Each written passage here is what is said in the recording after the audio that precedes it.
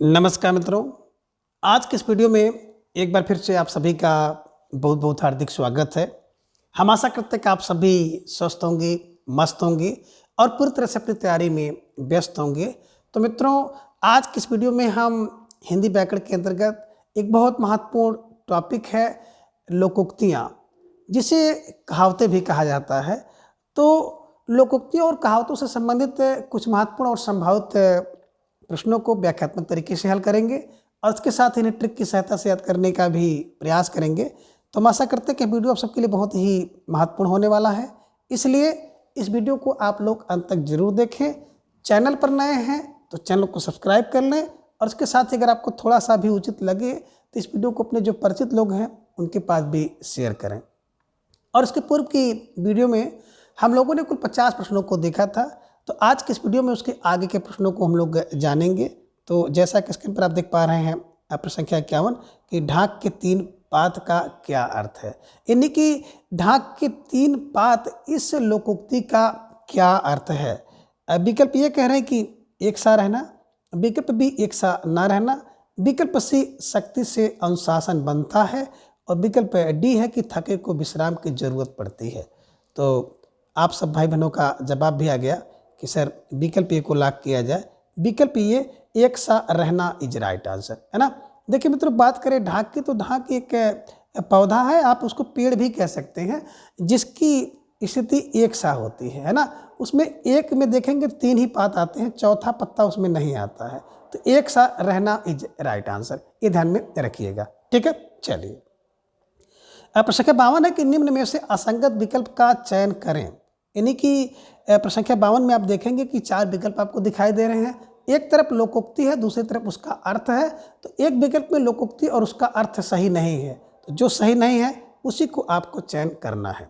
अब विकल्प ए की बात करें तो इसमें है कि 3 में ना 13 में, यानी कि जिसका अर्थ हो गया जिसका कुछ भी महत्व ना हो, यह संगत है। या फिर विकल्प बी कह रहे कि 3 लोक से मथुरा न्यारी, और इसका अर्थ है सबसे अलग स्थिति, यह संगत है। या फिर विकल्प सी है कि तीर्थ गए मुड़ाए सिर, और इसका अर्थ है कि वातावरण के अनुसार निर्णय लेना, यह संगत है। या फिर विकल्प डी है कि तुरंत दान महाकल्याण, है ना, और इसका अर्थ है कि शुभ कार्य करते ही अच्छा फल नहीं मिलता है। तो अब जवाब दीजिए कौन सा विकल्प असंगत है। और धीरे धीरे ढेर सारे भाई बहनों का जवाब आ गया, सर विकल्प डी को लॉक किया जाए। तुरंत दान महाकल्याण, इसका अर्थ होता है शुभ कार्य करते ही अच्छा फल मिलता है। यहाँ पे जो नहीं आ गया था, इस नहीं से ये विकल्प जो है असंगत हो गया था। तो जिन भाई बहनों का जवाब विकल्प डी था, बिल्कुल सही जवाब, बेहद सुंदर तैयारी आप सबके यहाँ पर दिख रही है, ठीक है। चलिए, प्रश्न संख्या 53 है कि थका ऊँट सराय ताकता है का अर्थ है ना। यानी कि थका ऊँट सराय ताकता है, इस लोकोक्ति का क्या अर्थ है। विकल्प ये कह रहे कि थके को विश्राम की जरूरत नहीं होती, विकल्प बी थके को विश्राम की जरूरत होती है, विकल्प सी ऊँट को सराय की जरूरत होती है, और फिर विकल्प डी है किसी भी स्थिति का सामना करना। जवाब दीजिए प्रश्न संख्या 53 का। तो धीरे धीरे ढेर सारे भाई बहनों का जब आ गया, सर विकल्प बी को लॉक किया जाए। थके को विश्राम की जरूरत होती है, जी राइट आंसर, है ना। देखिए, कोई भी व्यक्ति हो चाहे पशु हो, जब वो थक जाता है तो अपने घर, अपने आवास, अपने गांव, अपने समाज की तरफ क्या करता है, वो देखता है, ताकता है, रुख अख्तियार करता है। तो बिल्कुल विकल्प बी इज राइट आंसर, ठीक है। चलिए, प्रश्न संख्या 54 है कि अपनी बात से फिर जाना से संबंधित लोकोक्ति कौन सी है। यानी कि अपनी बात से फिर जाना, मुकर जाना से संबंधित लोकोक्ति कौन सी है। विकल्प यह है कि थूक से सत्तू सानना, विकल्प बी थूक कर चाटना, विकल्प सी दाग लगाए लगोटिया यार, या फिर विकल्प डी दादा कहने से बनिया गुड़ देता है। अब जवाब दीजिए प्रश्न संख्या 54 का कि अपनी बात से फिर जाना से संबंधित लोकोक्ति कौन सी है। तो बड़ी तेजी के साथ आप सब भाई बहनों का जवाब आ गया, अक्सर विकल्प बी को लॉक किया जाए। थूक कर चाटना इज राइट आंसर। एक बार थूक दो और फिर उसी को चाट दो, यानी कि अपनी बात से फिर जाना, मुकर जाना, ठीक है, ये ध्यान में रखिएगा। विकल्प में आप देख रहे हैं कि लोकोक्ति बड़ी सुंदर सी है कि थूक से सत्तू सानना, है ना, और इसका अर्थ होता है कि सीमित या कम सामग्री से बड़ा कार्य करना, ठीक है। दाग लगाए लगोटिया यार, तो मनुष्य को धोखा अपनों से ही मिलता है। इसका अर्थ यही होता है कि मनुष्य को या व्यक्ति को जो धोखा मिलता है ना, अपनों से मिलता है। और विकल्प डी में आप देख रहे हैं दादा कहने से बनिया गुड़ देता है, यानी कि मधुर वाणी से सब काम संभव हो सकता है। ये ध्यान में रखिएगा, या सब काम बन जाते हैं। ठीक है ना, तो दादा कहने से बढ़िया गुड़ दे देता है, इसका मतलब मधुर वाणी से सब काम बन जाते हैं, ये ध्यान में आप रखिएगा। तो जिन भाई बहनों का जवाब विकल्प बी था, सही जवाब, बेहद सुंदर तैयारी। ठीक है, चलिए अब संख्या 55 है कि असंगत विकल्प चुने। तो इनमें भी आप देख रहे हैं ना कि एक तरफ आपको लोकोक्ति मिलेगी और दूसरी तरफ उस लोकोक्ति का अर्थ दिखाई देगा। तो जिनमें एक लोकोक्ति और उसके अर्थ संगत नहीं है, उसी का चयन आपको करना है। अब विकल्प यह है कि दाने दाने पर मुहर, और इसका अर्थ है कि अपना अपना भाग्य। विकल्प बी है कि दाल भात में मूसल चंद, और इसका अर्थ है कि अवांछित एवं अनुचित हस्तक्षेप करना।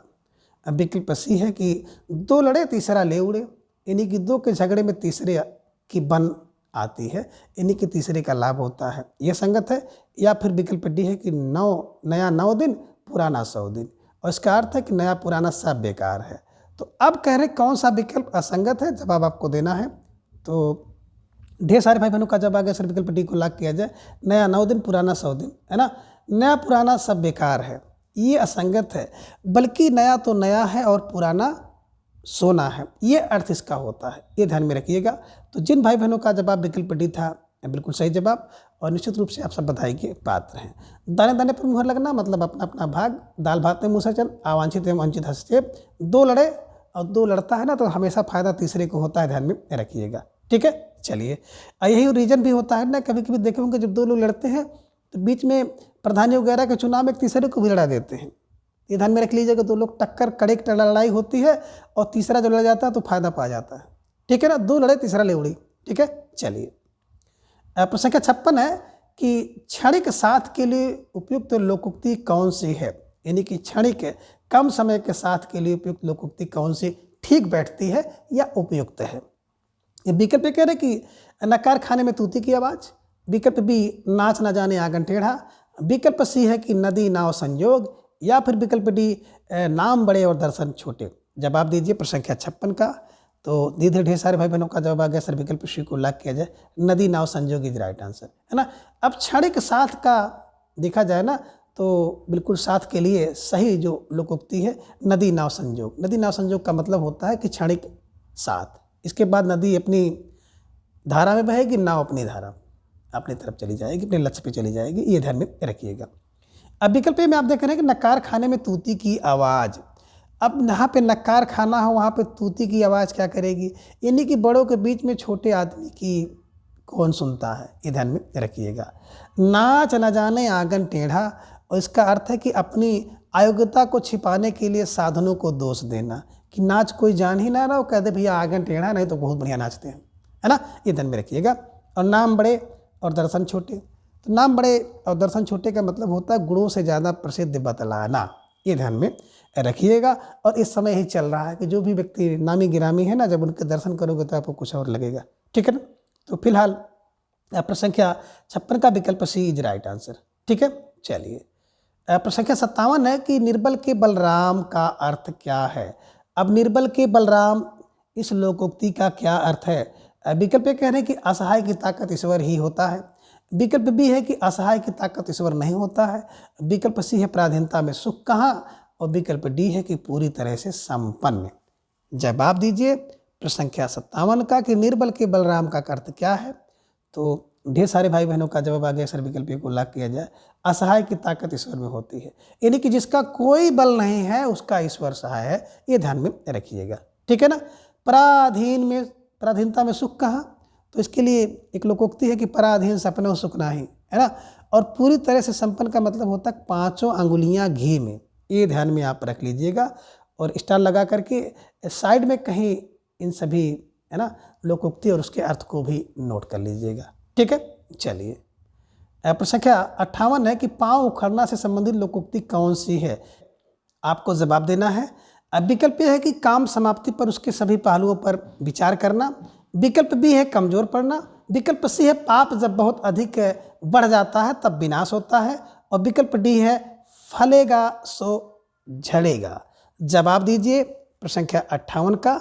तो पाँव उखड़ना से संबंधित जो आप अर्थ देख रहे हैं ना, कमजोर पड़ना इज राइट आंसर। अब बिल्कुल सही जवाब, बेहद सुंदर तैयारी आप सबकी यहाँ पर दिख रही है ना। काम समाप्ति पर उसके पहलू पर विचार करने का मतलब है पानी पी करके जात पूछना, ये ध्यान में आप रखिएगा, है ना। पाप जब बहुत अधिक बढ़ जाता है तब उसका विनाश होता है, ये भी आप ध्यान में रख लीजिएगा, है ना। और आगे आपका है कि फलेगा सो झड़ेगा, यानी कि सुख के बाद दुख और दुख के बाद सुख अवश्य आएगा। तो ये भी आप ध्यान में रख लीजिए, ठीक है। चलिए, अब प्रश्न क्या 59 है कि बनिया मीत न वेश्या सती का अर्थ है ना। अब इस लोकोक्ति का अर्थ आपको बताना है कि बनिया मीत ना वेश्या सती। विकल्प ए कह रहे हैं कि जरूरत भर का काम करना। विकल्प बी है कि वेश्या कभी चरित्रवान नहीं होती और व्यापारी कभी किसी का सगा नहीं होता। अब विकल्प सी है कि असमर्थ होकर अकड़ना, और विकल्प डी है कि इच्छा पूरी ना होना। आप जवाब दीजिए प्रश्न संख्या 59 का। तो ढेर सारे भाई बहनों का जब अगर सर विकल्प बी को लाग किया जाए, वेश्या कभी चरित्रवान नहीं होती और व्यापारी कभी किसी का सगा नहीं होता, तो विकल्प बी इज राइट आंसर, ठीक है। तो जिन भाई बहनों का जवाब विकल्प बी था, बिल्कुल सही जवाब, बेहद सुंदर तैयारी आप सबके यहाँ पर दिख रही है।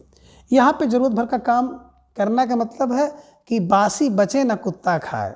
इतना बना लीजिए, इतना कर लीजिए कि ना तो बासी बचे ना कुत्ता खाए, इन्हीं की जरूरत भर का काम करना, है ना। और असमर्थ होकर अकड़ना, इसका मतलब है भीख मांगे आंख दिखावे, है ना। भीख मांगे आंख दिखावा, असमर्थ होने के बाद भी अकड़ना, है ना। और इच्छा पूरी ना होना का मतलब मन की मन में रह जाना, मन की मन में रह जाना, ये ध्यान में आप रखिएगा, ठीक है। चलिए, अब प्रश्न के 60 देखिए आ गया कि बासी बचे ना कुत्ता खाए का क्या अर्थ है। विकल्प यह है कि जरूरत भर से अधिक काम करना। विकल्प बी है जरूरत भर से कम काम करना। विकल्प सी जरूरत भर का काम करना, या फिर विकल्प डी जरूरत भर का काम ही नहीं करना। अब आपका जवाब आ गया कि सर प्रश्न संख्या 60 का जो विकल्प है ना, जरूरत भर का काम करना इज राइट आंसर, विकल्प सी इज राइट आंसर, है ना। जरूरत से कम अधिक नहीं करना है, बल्कि जरूरत भर का ही काम करना है, ध्यान में रखिएगा, ताकि बासी ना बचे और कुत्ता ना खा, ठीक है। चलिए, प्रश्न संख्या 61 है कि भरी गगरिया चुपके से जाए का क्या अर्थ है, यानी कि भरी गगरिया चुपके से जाए इस लोकोक्ति का क्या अर्थ है। जवाब दीजिए। विकल्प कह रहे कि ज्ञानी गंभीर नहीं होता है। विकल्प बी ज्ञानी गंभीर होता है। विकल्प सी है ज्ञानी गंभीर अहंकारी होता है, और विकल्प डी है ज्ञानी को सागर कहा जाता है। अब जवाब दीजिए प्रश्न संख्या 61 का। तो धीरे धीरे ढेर सारे भाई बहनों का जवाब आ गया कि सर विकल्प बी को लाग किया जाए, ज्ञानी गंभीर होता है इज राइट आंसर, है ना। आधी गगरी है तो छलकती जाएगी, हलकती जाएगी, शोर करती जाएगी, है ना। और भरी गगरी है तो चुपके से जाएगी, यानी कि ज्ञानी व्यक्ति गंभीर होता है। तो प्रश्न संख्या 61 का अब विकल्प बी इज राइट आंसर, ठीक है। चलिए, अब प्रश्न संख्या 62 है कि मुद्दई सुस्त गवाह चुस्त का अर्थ है ना। अब देखिए, जो मुद्दई है वो सुस्त है और गवाह चुस्त है, तो इस लोकोक्ति का अर्थ क्या होगा। विकल्प ये कह रहे हैं कि पीड़ित व्यक्ति का सक्रिय होना। विकल्प बी है पीड़ित व्यक्ति का निष्क्रिय होना।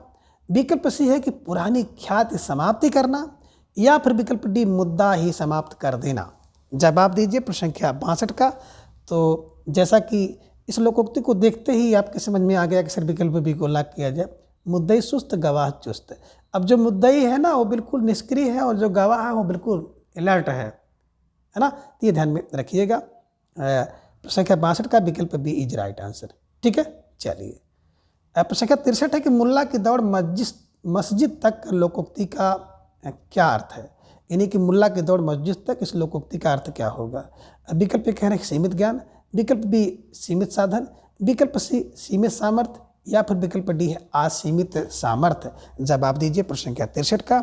और आप सब भाई बहनों का जवाब भी आ गया सर विकल्प सी को लाग किया जाए, सीमित सामर्थ्य इज राइट आंसर। देखिए, मुल्ला जी की जो सामर्थ्य है ना मस्जिद तक का, ध्यान में रखिएगा, ठीक है। चलिए, प्रश्न संख्या 64 है कि पुरानी ख्याति समाप्त होना अर्थ के लिए उपयुक्त लोकोक्ति कौन सी है। विकल्प ये कह रहे हैं कि पुरानी ख्याति समाप्त होना के लिए उपयुक्त लोकोक्ति कौन सी है। विकल्प है कि रस्सी जल गई पर बल नहीं गया। विकल्प बी है सखी ना सहेली भली अकेली। विकल्प सी है कि समय चूक पुन का पछताने। और विकल्प डी है कि जोगी था सो उठ गया आसन रही भभूत।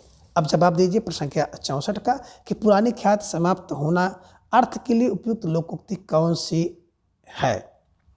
तो धीरे धीरे ढेर सारे भाई बहनों का जवाब आ गया, अक्सर विकल्प डी को लाग किया जाए। है ना। पुरानी ख्यात समाप्ति हो गई, मैंने जो पुरानी प्रसिद्धि थी जिसके कारण कोई क्षेत्र विशेष या स्थान विशेष प्रसिद्ध था वो समाप्त होना, तो उसके लिए बिल्कुल लोकोक्ति है कि योगी था सो उठ गया आसन रही विभूति। ठीक है, चलिए यहाँ पे आप देख रहे हैं कि रस्सी जल गई पर बल नहीं गई, है ना।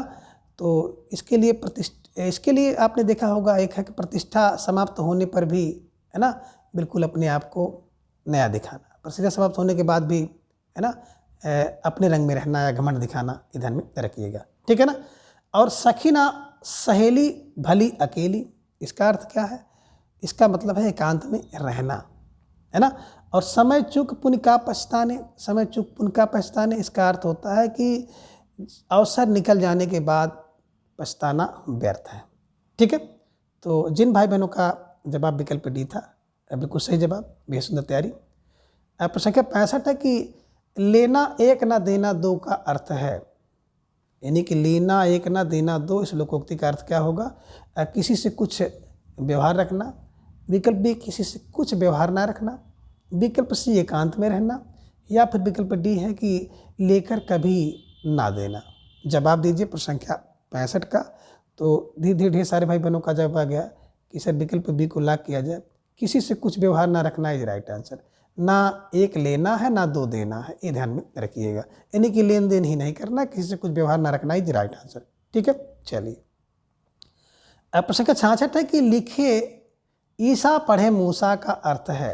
अब लिखा हो ईसा, कोई पढ़े उसको मूसा, तो इस लोकोक्ति का क्या अर्थ होगा? विकल्प ये कह रहे कि अनपढ़ होना, विकल्प बी पढ़ने योग्य लिखावट, विकल्प सी ना पढ़ने योग्य लिखावट, या फिर विकल्प डी है कि ईसा पढ़े लिखे थे। अब जवाब दीजिए प्रश्न संख्या 66 का। तो ढेर सारे भाई बहनों का जवाब आ गया, अक्सर विकल्प सी को लॉक किया जाए, है ना पढ़ने योग्य लिखावट इज राइट आंसर, है ना। अपने हिसाब से लिखे हैं ईसा, लेकिन लोग उसको मूसा पढ़ रहे हैं। अब लोग जब मूसा पढ़ेंगे तो इसका मतलब पढ़ने योग्य लिखावट नहीं है, स्टार लगाकर इसे अपने नोटबुक में आप दर्ज कर लीजिएगा। ठीक है, चलिए प्रश्न संख्या 67 है कि यथा राजा तथा प्रजा का अर्थ है। जवाब दीजिए प्रश्न संख्या 67 का कि यथा राजा तथा प्रजा, इस लोकोक्ति का क्या अर्थ है? विकल्प यह है कि जैसा नेता वैसी जनता, विकल्प बी जैसा नेता वैसी जनता नहीं, विकल्प सी है मालिक के सामने नौकर का करना, या फिर विकल्प डी है कि राजा और प्रजा सभी योग्य होते हैं। जवाब दीजिए प्रश्न संख्या 67 का। तो ढेर सारे भाई बहनों का जवाब आ गया, अक्सर विकल्प को लॉक किया जाए, यथा राजा तथा प्रजा, जैसे नेता हैं वैसी जनता है, ध्यान में रखिएगा, स्टार लगाकर नोटबुक में दर्ज कर लीजिएगा। ठीक है, चलिए प्रश्न संख्या 68 है कि समय पाए तरवर फले, लोकोक्ति का क्या अर्थ है? कि समय पाए तरवर फले, समय पाकर तरवर यानी कि वृक्ष फलता है, इस लोकोक्ति का क्या अर्थ है ना। विकल्प ये कह रहे हैं कि निरंतर परिश्रम करने से ही सही समय पर सफलता अवश्य मिलती है, विकल्प बी है कि निरंतर परिश्रम करने से ही सही समय पर सफलता अवश्य नहीं मिलती, विकल्प सी है समय से ही तरवर का फल खाना चाहिए, और विकल्प डी है समय और तरवर दोनों ही महान हैं। अब आपको जवाब देना है, तो ढेर सारे भाई बहनों का जवाब भी आ गया, सर विकल्प ए को लॉक किया जाए। विकल्प ये निरंतर परिश्रम करने से ही समय पर सफलता अवश्य मिलती है। देखिए समय पाकर तरवर फलता है, यानी कि जब समय पा जाता है, एक समय आ जाता है, तो उस समय पे तरवर माने वृक्ष में या पेड़ में फल आता है, ये ध्यान में आप रखिएगा। उसी प्रकार से निरंतर व्यक्ति जब परिश्रम करता रहेगा तो परिश्रम करने पर एक समय ऐसा जरूर आएगा जब वो सफल हो जाएगा, है ना। इसीलिए कहा जाता है ना कि बूंद बूंद से घड़ा भरता है। तो आप लोग अपनी जो भी तैयारी कर रहे हैं, चाहे एसएससी की है, चाहे पुलिस की है, चाहे एसआई की है, चाहे रेलवे की है, चाहे आरओ यारो की, जिसकी भी तैयारी आप लोग कर रहे हैं और हिंदी पढ़ रहे हैं, मेरे साथ जुड़े हुए हैं, तो मित्रों इस चीज़ को बिल्कुल आप लोग गांठ कर लीजिए, गांठ बांध लीजिए। बूंद बूंद से घड़ा भरता है, और जिस दिन आपका घड़ा भर जाएगा निश्चित रूप से आपका सिलेक्शन होगा। थोड़ा सा धैर्य रखिएगा, और ये भी जान लीजिए कि ना जितना समय लगेगा आपकी तैयारी उतनी शानदार होगी और उतनी बड़ी नौकरी आपको मिलेगी, ये भी ध्यान में रखिएगा। और जल्दीबाजी में कभी कोई छोटी नौकरी मिल जाती है, फिर बड़ी नौकरी मिलने का अवसर नहीं मिलता है, तो ये भी ध्यान में आप रखिएगा कि निरंतर परिश्रम करने से ही सही समय पर सफलता अवश्य मिलेगी। समय पाए तरवर फले, समय पाए तरवर फले, ध्यान में रखिएगा, और इसको बिल्कुल ऐसे रट्टा लगा के दिमाग में बैठा लीजिए। ठीक है, चलिए प्रश्न संख्या 69, घाट घाट का पानी पीना का अर्थ है। विकल्प ये है कि बहुत प्यासा होना, विकल्प बी बहुत मेहनती होना, विकल्प सी बहुत अनुभवहीन होना, या फिर विकल्प डी बहुत अनुभवी होना। जवाब दीजिए प्रश्न संख्या 69 का। और आप सब भाई बहनों का बड़े झटके के साथ जवाब आ गया कि सर विकल्प डी को लॉक किया जाए, बहुत अनुभवी होना इज राइट आंसर। घाट घाट पाट पाट, स्थान स्थान का अनुभव अगर किसी व्यक्ति को हो जाता है ना, तो वेरी एक्सपीरियंस है, बहुत अनुभवी होना इज राइट आंसर। ठीक है, तो विकल्प डी को आप दिमाग में रख लीजिएगा, स्टार लगा कर अपनी नोटबुक में दर्ज कर लीजिएगा। ठीक है, चलिए प्रश्न संख्या 70 है कि केर बेर का संग होना लोकोक्ति का क्या अर्थ है। केर, केरा, केला और बेर का संग होना, है ना। विकल्प ए कह रहे हैं कि समन्वय होना, विकल्प बी असंभव होना, विकल्प सी है कि वृद्ध स्वभाव वालों का एक साथ होना, या फिर विकल्प डी है कि गलत काम होना। जवाब दीजिए प्रश्न संख्या 70 का। तो धीरे धीरे ढेर सारे भाई बहनों का जवाब आ गया, सर विकल्प सी को लॉक किया जाए, वृद्ध स्वभाव वालों का एक साथ होना इज राइट आंसर। केर बेर का संग हो जाए तो वृद्ध स्वभाव वाले एक साथ हो गए हैं, ये ध्यान में आप रखिएगा। ठीक है, चलिए प्रश्न संख्या 71 है कि जो चीज़ सामने हो उसके लिए किसी प्रमाण की आवश्यकता नहीं होती है से संबंधित लोकोक्ति कौन सी है। विकल्प ए है कि सांच को आँच नहीं, विकल्प बी है कि होनहार वीरवान को होत चीकने गात या पात, विकल्प सी है कि हाथ कंगन तो आरसी क्या, या फिर विकल्प डी है कि मन चंगा तो कठौती में गंगा। अब जवाब दीजिए प्रश्न संख्या 71 का कि जो चीज़ सामने है उसके लिए किसी प्रमाण की आवश्यकता नहीं है। तो ढेर सारे भाई बहनों का जवाब आ गया कि सर विकल्प सी को लॉक किया जाए, हाथ कंगन तो आरसी क्या, ये ध्यान में रखिएगा। जो प्रत्यक्ष है उसके लिए प्रमाण की क्या ज़रूरत है। ठीक है, चलिए प्रश्न संख्या 72 है कि कुछ ना कुछ बुराई सब जगह होती है से संबंधित लोकोक्ति कौन सी है। कि सब जगह कुछ ना कुछ बुराई होती है, इसके लिए उपयुक्त या सटीक लोकोक्ति कौन सी होगी। विकल्प ये है कि दान के बच्चिया के दांत नहीं देखे जाते, विकल्प बी है कढ़ाई से गिरा चूल्हे में पड़ा, और विकल्प सी है कि काबुल में क्या गधे नहीं होते, या फिर विकल्प डी है करम से बलिया पकाई खीर हो गई दलिया। अब जवाब दीजिए प्रश्न संख्या 72 का कि कुछ ना कुछ बुराई सब जगह होती है। तो ढेर सारे भाई बहनों का जवाब भी आ गया, सर विकल्प सी को लॉक किया जाए, काबुल में क्या गधे नहीं होते, है ना। यानी कि काबुल में सभी घोड़े नहीं गधे भी होते हैं, ध्यान में रखिएगा। बुराई सब जगह होती है ना।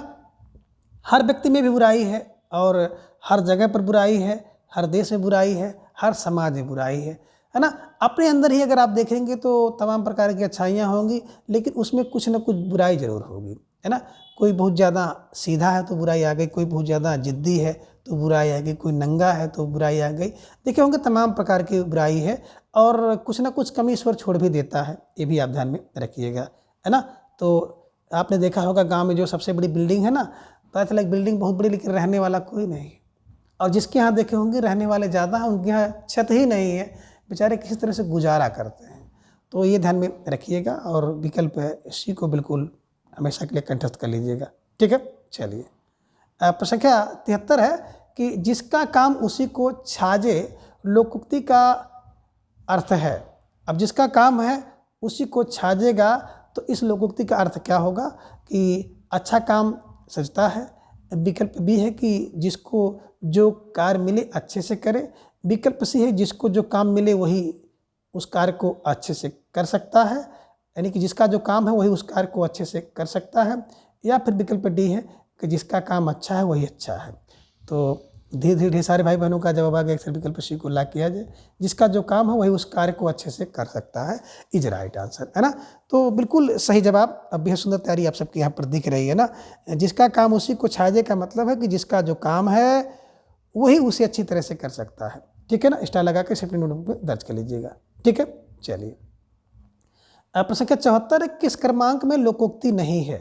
तो आपके सामने 4 विकल्प है, जिनमें एक विकल्प में लोकोक्ति नहीं है, उसी का चयन आपको करना है किसमें लोकोक्ति नहीं है। विकल्प यह है कि ढाक के 3 पात, विकल्प बी चींटी के पर निकलना, विकल्प सी तबेले की बला बंदर के सिर, या फिर विकल्प डी है तू डाल डाल में पात पात।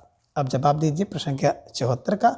और मित्रों, इस प्रश्न का जवाब देने से पहले थोड़ा सा आप लोग इस चीज़ को भी समझ लें कि जो लोकोक्ति है कि लोक में उक्ति होती है नहीं, कोई इसके अंदर छोटी सी कहानी छुपी होती है, और जो मुहावरा होता है उसमें ना होता है ना। ये ध्यान में रखिएगा, 9 2 11 होना, सर चढ़ना, इस तरह से ना होता है, आग बबूला होना, है ना। तो ऐसे ध्यान में रख लीजिएगा। अब आपका जवाब भी आ गया कि सर चींटी के पर निकलना एक मुहावरा है। ढाक के 3 पात, यानी कि ढाक सदैव एक जैसा रहता है। तबेले की बला, यानी कि गलती किसी की हो और उसका गुस्सा किसी और पर मर दीजिए आप। तू डाल डाल मैं पात पात, मैंने एक दूसरे से चतुर होना। तुम चतुर हो तो मैं महाचतुर हूँ, ये ध्यान में रखिएगा। स्टार लगाकर इसे अपने नोटबुक में दर्ज कर लीजिएगा। तो जिन भाई बहनों का जवाब विकल्प बी था, बिल्कुल सही जवाब, ठीक है। चलिए, और प्रश्न संख्या 75 है कि प्रभुता पाहि काहि मद नाही का अर्थ क्या है कि प्रभुता पाहि काहि मद नाही, इस लोकोक्ति का क्या अर्थ है। जवाब आपको देना है। विकल्प ये कह रहे हैं कि घमंडी हो जाना। विकल्प बी है कि मन की इच्छा पूरी करना। विकल्प सी है कि उच्च पद पाने पर घमंड किसे, नदी नहीं कर लीजिए, किसे नहीं होता है। या फिर विकल्प डी, उच्च स्वप्न देखना। जवाब दीजिए कि प्रभुता पाहि काहि मद नाही, यानी कि प्रभुता या संपन्नता, उच्च पद पाने पर किसको मद नहीं होता। तो ढेर सारे भाई बहनों का जवाब आ गया, अक्सर विकल्प सी को लॉक किया जाए। तो विकल्प सी, उच्च पद पाने पर घमंड सभी को होता है ना। तो विकल्प सी था कि उच्च पद पाने पर घमंड किसे नहीं होता, इज राइट आंसर। तो जिन भाई बहनों का जवाब विकल्प सी था, बिल्कुल सही जवाब, बेहद सुंदर तैयारी आप सबकी यहाँ पर दिख रही है। तो मित्रों, आज के इस वीडियो में बस इतना। अगली वीडियो में हम इसके अगले भाग को जानेंगे। तब तक के लिए आप सभी अपना बेहद ख्याल रखें, अपना अधिक से अधिक समय अपने अध्ययन और तैयारी पर लगाएं, और अपना प्रेम स्नेह विश्वास इसी तरह से चैनल पर बनाए रखें। धन्यवाद, नमस्कार, बाय बाय।